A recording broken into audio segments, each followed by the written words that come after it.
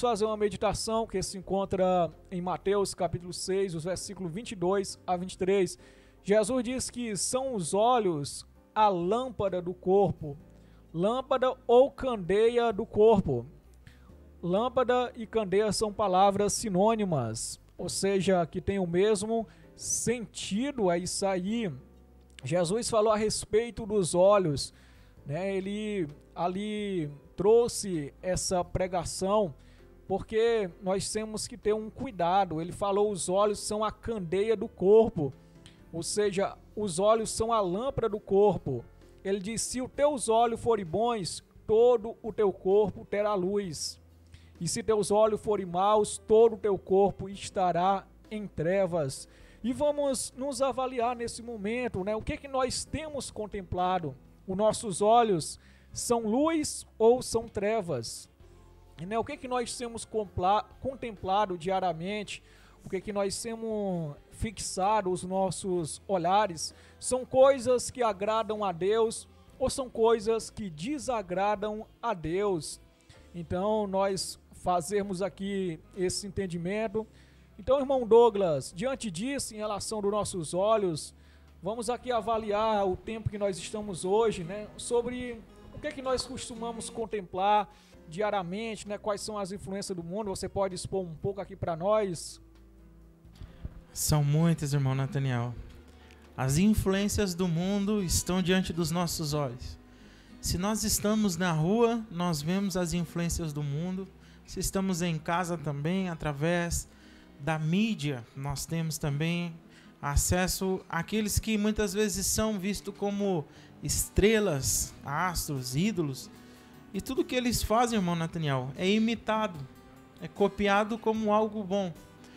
Mas nós sabemos que se a candeia, como está escrito, né, dos nossos olhos, aliás, a luz dos nossos olhos, elas não forem voltadas para aquilo que é bom, então, infelizmente, todo o nosso pensamento, toda a nossa mente, toda a nossa maneira de agir, de pensar, será tenebroso, né, irmão? Sim, com certeza. Jesus deu essa alerta, né? Trouxe uma mensagem da importância de nós vigiarmos. Então, hoje, muitas influências. Então, conforme eu costumo dizer, temos esse smartphone aqui. Então, nesse momento, estou usando ele, usando a Bíblia Online. E, nesse sentido, observamos, né, esse aparelho eletrônico, ele pode nos distrair muito.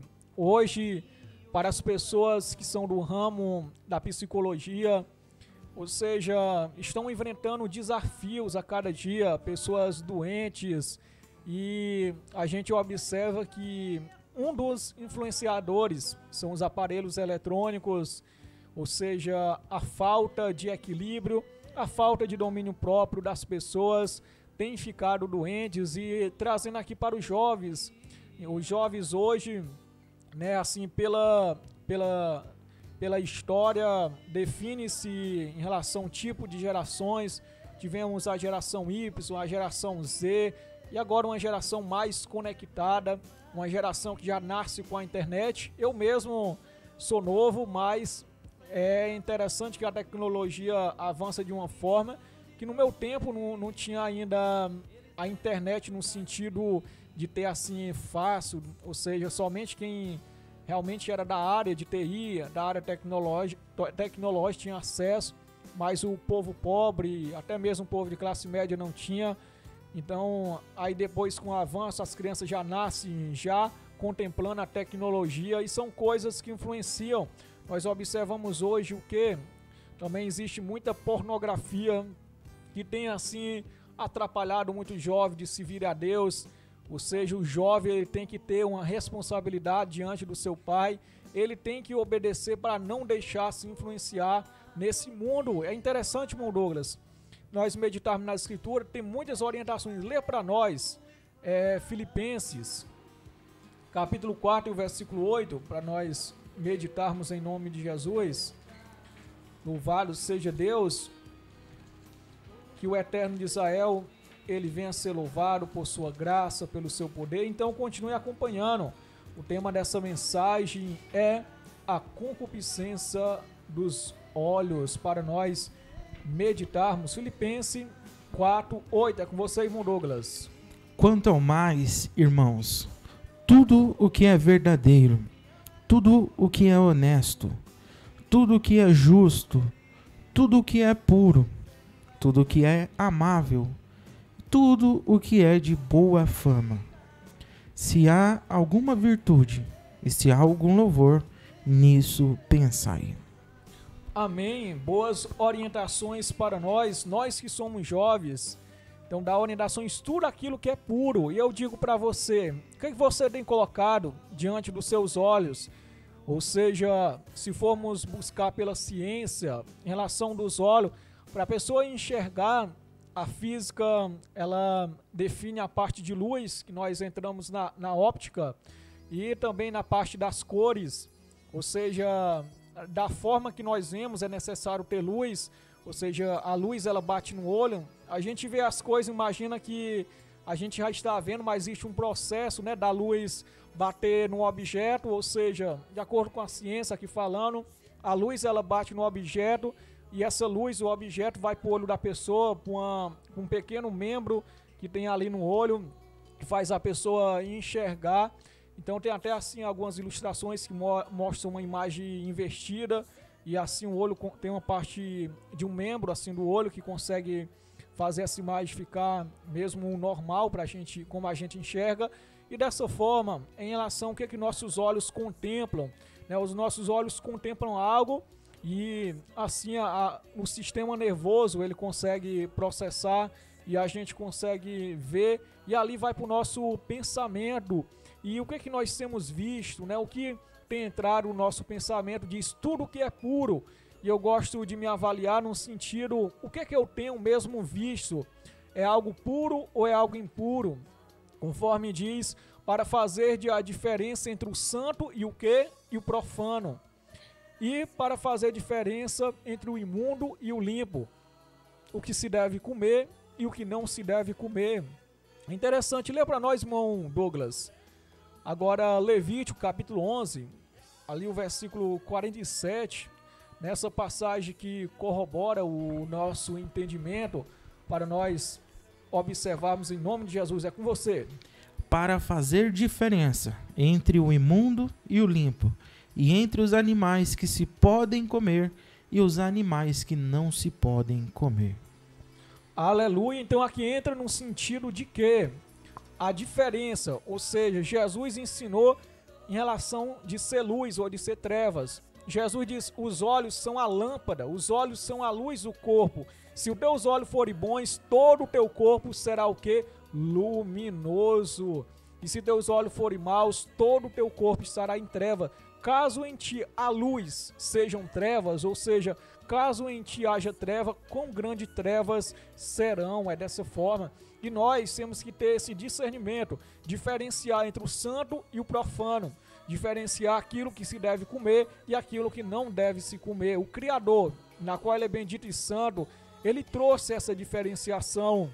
Ele mesmo, já num princípio, ali estabeleceu para o homem o que ele podia comer, o que ele não podia, ali com exceção da árvore do conhecimento do bem e do mal. Já com Noé, uma nova geração, uma nova humanidade foi formada através de Noé, Sem, Cã e Jafé, 3 nações que se separaram. E a geração de Cã foi a geração amaldiçoada, a geração de Sem foi uma geração abençoada.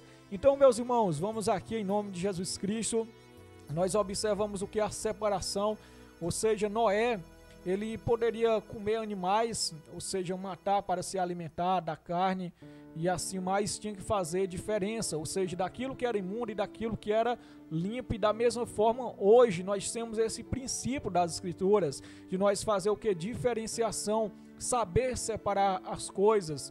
Você que é jovem, que está na escuta, acompanhando essa programação, como é que está o seu caminho diante de Deus? Como é que você tem avaliado a sua vida? Irmão Douglas, você pode dizer assim em relação ao jovem de hoje, né? Como é que os jovens estão diante de Deus? Você mesmo quiser trazer algo de você, em relação de antes, como você era diante de Deus, e agora, como você está diante de Deus? Teve melhoria? Teve diferença?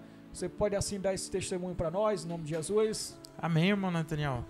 Bom, para falar dos jovens não é muito difícil. Para começar, que a gente entra numa fase de alteração hormonal, a gente começa a crescer, né? E aí começa a se mudar o humor, começa a se mudar os pensamentos. Então, muitas vezes, para o jovem, né, em certa fase da sua vida, ele começa a ver como todo mundo está errado e ele está certo. As pessoas não sabem de nada, ele sabe de tudo, mas isso é uma fase da nossa vida que nós atravessamos, que com o passar do tempo, depois que vem a experiência, vem os anos, nós percebemos que nem sempre nós estamos certos. E que para você vencer, às vezes, lá na frente você tem que retroceder um pouco, você tem que acalmar um pouco o seu coração. Então, se você estiver passando por essa fase, uma fase de que parece que está todo mundo contra você, jovem, preste atenção. Cristo morreu por ti, morreu por mim, morreu por todos nós.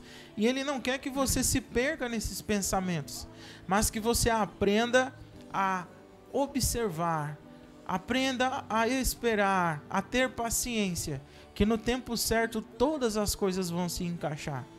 É uma fase de muita ansiedade, é uma fase de muita indecisão, uma fase que você quer decidir aquilo que você quer para a sua vida, mas saiba que no tempo de Deus estão programadas todas as coisas. Acalme o teu coração, acalme tudo aquilo, todo aquele turbilhão de pensamentos que está na sua cabeça, aquelas incertezas. Saibam que assim como tem a noite, também existe o dia. Assim como tem o inverno, também tem o verão. Assim como tem a dor, também tem o alívio. Como tem também a tristeza, existe a alegria. Tudo no seu tempo determinado, né, irmão Nathaniel? Vai acontecer. Eu já fui jovem, eu pensava que em uma semana eu ia resolver toda a minha vida. Todas as coisas eu poderia mudar e tudo dependia de mim. Mas eu aprendi que nem tudo está no alcance das minhas mãos. Nem tudo está no alcance das tuas mãos, mas está no alcance das mãos do teu Deus. Aprenda a se ajoelhar, a clamar, a buscar, esperar nesse Deus maravilhoso. E certamente você vai ter muito testemunho para contar. E eu digo para os irmãos também que de todas as coisas que eu fiz na minha juventude, a melhor escolha que eu tive foi servir a Deus.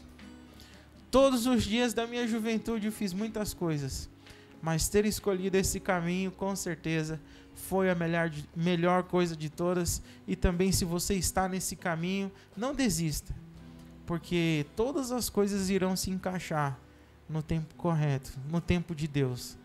Tudo conforme a vontade do Criador. É isso aí, irmão Nathaniel. Amém, excelente, irmão Douglas. Testemunho, você ainda é jovem, irmão Douglas, que é isso? Falando um jovem adulto, né? Mas quando eu era uma jovem criança, né? Um jovem adolescente. Amém, já um jovem adulto casado, né? Mãe já de uma filhinha, pai, aliás, né? pai, trocando aqui, né? Então, graças a Deus, já pai, né? Bastante experiência. O irmão falou algo pra mim em relação quando a pessoa casa, amadurece mais. Depois, quando tem um filho, amadurece também mais. Então a gente tem que amadurecer, conforme existe um ditado, ou amadurece ou apodrece. Verdade. E a maioria das pessoas apodrece, né? A gente compra uma fruta. Eu fico muito intrigado quando eu compro uma fruta, ali compro, né? Penso que tá de vez. Aí vou olhar e depois pego lá e nada de amadurecer. Depois passa assim um tempo, aí eu vou olhar até apodrecendo assim, jogo fora. Assim, ó, joguei meu dinheiro fora nesse sentido. E tem pessoa que é desse jeito, né? Infelizmente, a gente não quer criticar as pessoas, mas é uma realidade que existe, infelizmente, que as pessoas apodrecem, mas não amadurecem, né? Aí fica a caatinga, né? Aliás, caatinga é uma vegetação do Nordeste, a caatinga. Então, assim, dessa forma, nós observamos em relação às escrituras, então nosso posicionamento. Irmão Souza, você também, aí os irmãos querem que você fale também, irmão Souza, compartilhe para nós. Irmão Souza hoje também já de idade que eu digo, não, já um senhor, né, já velhinho, mas é um irmão também assim já amadurecido, já casado, trabalha, né, já é empreendedor. Amém, então, empreendedor juntamente com outro irmão, né, eu vou falar o currículo aqui do irmão Souza. Mas, irmão Souza, o principal aqui, você fale pra gente em relação da sua juventude, quais a dificuldade, né? O tema que nós estamos abordando em relação de guardar os olhos, em relação de se privar da concupiscência da carne. Você teve dificuldade ou foi tranquilo para você vencer todas essas coisas? Compartilha aí para nós. Irmãos, sempre todo jovem, o jovem que ele vive nos caminhos de Deus, ele não tem essa tentação assim, como se dizer, muito assim na carne, né? Porque ele não conheceu ainda o mundo, mas é uma tentação diferente de quem já conheceu o mundo, né? De quem já andou nessas coisas da vida, que participou, é uma tentação diferente. A tentação do jovem é de conhecer algo novo. Lógico que a tentação dele não é comum. Quem já conheceu, ele não tem aquela tentação, nunca bebeu, né? Não tem essa necessidade, né? A tentação do jovem é o quê? É de querer, o jovem hoje, que a gente vê hoje em dia, na nossa sociedade, é de querer namorar, né? A maioria dos jovens, essa é a fase do jovem, né? Hoje em dia, quero conhecer uma namorada, né? Ou um namorado, né? Na escola, né? Uma pessoa que se identifique, mas ele não sabe o sentido ainda da vida, assim, de viver a dois, né? Quando a pessoa passa a viver a dois, a pessoa começa a ver as dificuldades que vêm também, né? Não é só aquela alegria, porque quando a pessoa conhece outra pessoa, na fase da adolescência, é aquela alegria, né? Ainda estão se conhecendo, tudo é bonito, tudo é, né? É uma coisa gostosa de se ver, de se alegrar junto. Mas quando vai viver a dois, também é uma alegria, mas também tem os momentos de dificuldade, de lutas, né? De tristeza também. A gente passa por todos esses momentos, né? E ao decorrer da vida, a pessoa vai adquirindo experiência, né? E essa experiência que faz nós nos amadurecer cada dia. Como o irmão estava dizendo aqui, quando a pessoa tem um filho, é uma nova experiência para ele, né? Porque ele nunca foi pai, então é uma experiência nova, né? E quando ele tem uma criança, um meninozinho, é uma experiência nova. Quando é uma meninazinha, é outra experiência. E assim por diante, a experiência vai passando naquelas fases de estar cuidando, de ter aquele cuidado, né? E a criança também é a fase da experiência dela, né? De viver até o adolescente. E é isso, a gente tem que se cuidar muito. O jovem, que eu digo hoje em dia, ele se cuidar de não querer conhecer as coisas que existem no mundo, de ser curioso, de querer estar dentro, se acompanhar com pessoas que podem levar ele para lá, porque o inimigo, ele não vai usar ninguém de fora. Ele vai usar o próprio amigo seu, pessoas de perto de você, de suas amizades, bem perto. Ele não usa pessoas lá de longe que você não conheça, não. Ele usa pessoas que você conhece, que tem o contato com ele na escola. Às vezes é um primo, é uma prima. Então, se você é um jovem que quer obedecer a Deus, procure andar na verdade, leve a palavra para ele, né? E assim se desvie, se convidar você, vamos ali, tal parte, né? E você vê que é uma coisa que não é legal, não vá. Procure andar sempre nos caminhos de Deus, participando das atividades que tem na igreja. Você vai se ocupar com as atividades espirituais, que é essas, e você não vai ter tempo para as coisas do mundo. E você vai investir todo o seu tempo na espiritualidade. É isso que vai fazer você crescer, né? E conhecer mais da vida. Já aquele que participou das coisas, que saiu, dê graças a Deus, também faça por onde não cair na mesma cilada que você caiu, porque é muito difícil a pessoa ela sair da igreja e ir para estes caminhos, que é um caminho de ilusão. E o inimigo ele usa para a pessoa ir muito longe. E felizes daqueles que encontram o caminho de volta para prosseguir, como muitos conseguiram se sair, né? Então é o meu recado que eu tenho para cada um dos jovens, né? E das pessoas, dos jovens que ainda não conheceram o mundo, daqueles que também se afastaram, mas voltaram, né? Pela misericórdia de Deus, Deus ele tem salvado pessoas, né? Amém. Aquele que se dedica, que tem o coração, que não se afasta de Deus, ele tem toda a chance. Não quer dizer que o homem pecou, a mulher pecou, fez algo errado, que Deus não venha perdoar. Deus ele está de braço aberto a perdoar qualquer um daqueles que se achega a Ele. Amém. No tempo certo. Amém. E o tempo é hoje, né? O tempo é hoje de nós se chegar a Deus, né? E eu digo mais, irmão Souza, nós somos os jovens um pouquinho mais maduros, né? Quando foi na nossa vez, não tinha às vezes alguém para falar para nós. Ou se tinha, a gente não escutou, não foi?